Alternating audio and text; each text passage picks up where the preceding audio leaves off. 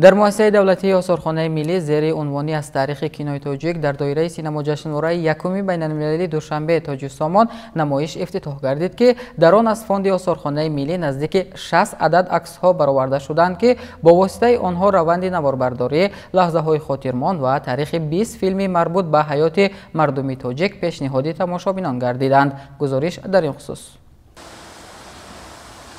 در دایره سینما جشنواره یکم بین‌المللی دوشنبه تاج سامان در مؤسسه دولتی آثارخانه ملی زیر عنوانی از تاریخ کینوی تاجیک نمایش افتتاح گردید که در آن رهبریت آثارخانه ملی تاجیکستان و آموزگاران و دانشجویان دانشکده دولتی فرهنگ و صنعتی تاجیکستان به نام میرزا ترسونزاده اشتراک داشتند. باید گفت که در نمایش مذکور از فاند آثارخانه ملی نزدیک 60 عدد عکس‌ها برآورده شدند که با واسطه آنها روند نواربرداری، لحظه‌های خاطرماند و تاریخ 20 فیلم مربوط به حیات مردمی تاجیک پیشنهادی تماشابینان گردیدند. اینچنین در 4 عدد مصوره کلان حجم دیگر سیماهای کارگردان و هنرمندان باریس کیمیاگارف، صفیه تویبویeva، مریم ایسایeva و گلاندام سفرعلیeva انعکاس شدند. هنگام تماشا دیرکتور آثارخانه ملی تاجیکستان و اشتراکچیان نمایش عاید به عکس‌های موجوده معلومات‌های مفصل میداد. او هنگام صحبت ابراز داشت که عکس‌های مذکور فراگیر عصر 20 بوده، انعکاسگر یک بخش مهم تاریخی کینوی تاجیک میباشند، زیرا کینوی تاجیک در طول موجودیت خود پهلوهای گوناگون حیات مردم را انعکاس نموده،